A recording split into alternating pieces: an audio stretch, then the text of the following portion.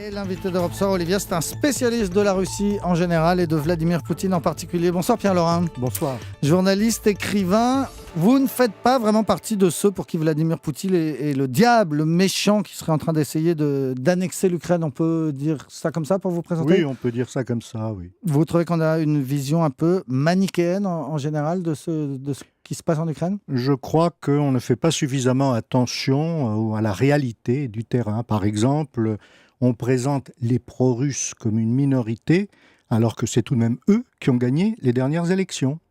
Les élections présidentielles et les élections législatives. Mais ils ont perdu la révolution ensuite. Ils ont perdu la révolution, oui. Maintenant, ils font la leur de révolution.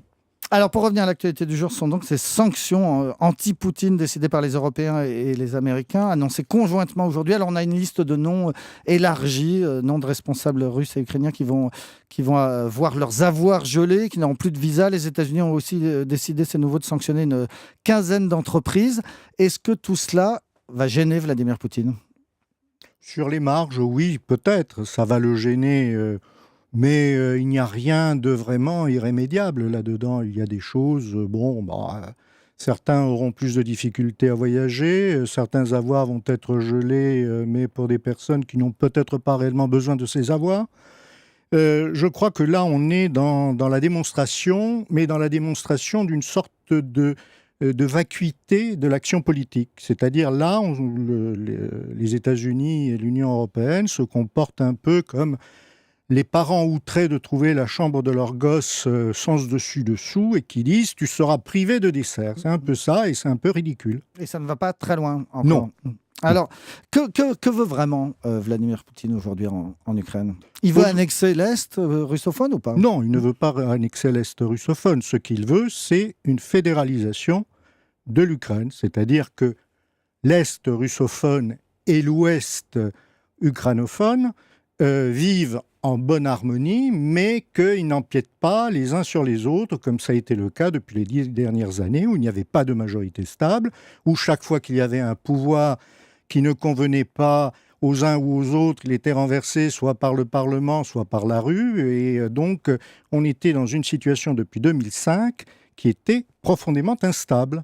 Et ça, parce que les Ukrainiens ne parviennent pas à se mettre d'accord sur un destin commun. Donc, comme ils ne parviennent pas à se mettre d'accord sur un destin commun, autant, dans le cadre d'une fédération, comme les Flamands et les Wallons, essayer de mettre les choses sur un plan un peu plus facile pour le futur. Alors, cette fédération, c'est l'idée de Vladimir Poutine actuellement. Oui, mais les Ukrainiens n'en veulent pas.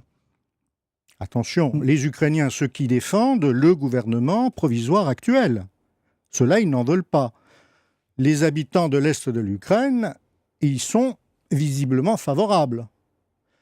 On est exactement dans ce que je viens de dire, c'est-à-dire que le pays est divisé et le seul moyen de sortir, d'essayer de trouver des points communs pour aller de l'avant, c'est peut-être justement de faire en sorte que chacun soit maître un peu de son destin. Oui, mais alors, encore une fois, ce n'est pas la solution du gouvernement actuel à Kiev qu'on peut considérer comme illégitime si on veut, mais il y aura bientôt une présidentielle, il y aura un nouveau président qui, lui, sera contre ça. Pourquoi anticiper ?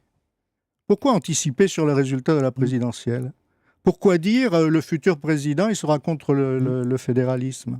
Pourquoi est-ce qu'on a une machine à voyager dans le temps qui permet d'aller dans un mois ou deux et de dire le président, visiblement... on verra bien, mais enfin, le président qui a le plus de chances d'être élu sera sans doute pas un président pro-russe. Poroshenko, par exemple, n'est pas forcément anti-russe. Et puis, Timoshenko, en 2010, c'est elle la véritable candidate de Moscou, ce n'était pas Yanukovych. Poutine et Yanukovych ne s'entendaient pas du tout. En revanche, Poutine et Timoshenko s'entendaient très bien. Aujourd'hui, Timoshenko, pour essayer de gagner les élections, est sur une ligne très anti-russe. Mais elle sait très bien que si elle est élue, elle sera obligée de composer. Quels sont les risques aujourd'hui, Pierre Laurin ? Qu'est-ce qui peut se passer ? On sent bien que c'est une guerre civile qui vient de commencer.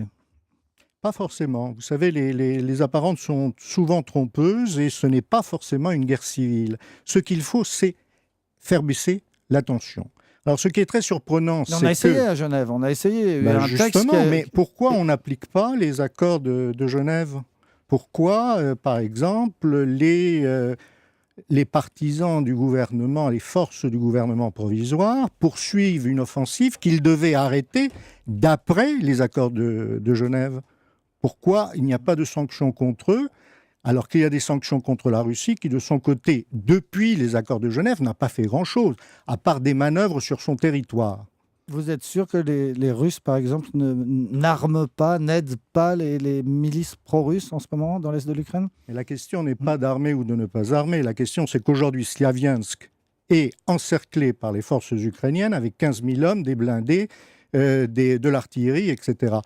En face, ils n'ont pas ça. Que les Russes aident les pro-russes, c'est évident. Et Obama appelle ça les provocations.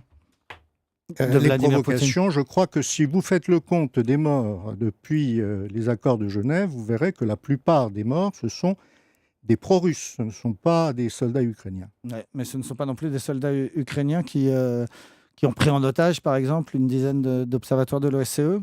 Effectivement, mais ça, ce sont les choses qui arrivent dans ce genre de situation. Vous savez, lorsque vous vous trouvez dans une situation où vous êtes encerclé par une armée qui visiblement ne veut pas beaucoup de bien, vous êtes un peu aux abois. Donc maintenant, ce qu'il faut, effectivement, ce qu'essaye également de faire non seulement l'OSCE, mais également la Russie, c'est de libérer ces gens qui n'y sont pour rien. Et au moment où on parle, Pierre-Laurent, on apprend que des pro-russes ont attaqué une marche pro-Kiev à Donetsk et qu'il y aurait de nombreux blessés. Je le disais, on sent quand même une guerre civile qui monte. Merci beaucoup. La guerre civile, on la sent depuis plusieurs semaines, voire plusieurs mois. Merci beaucoup d'être venu nous voir. Je rappelle le titre de votre dernier ouvrage, c'est « Moscou et la naissance d'une nation ». C'est aux éditions Bartilla.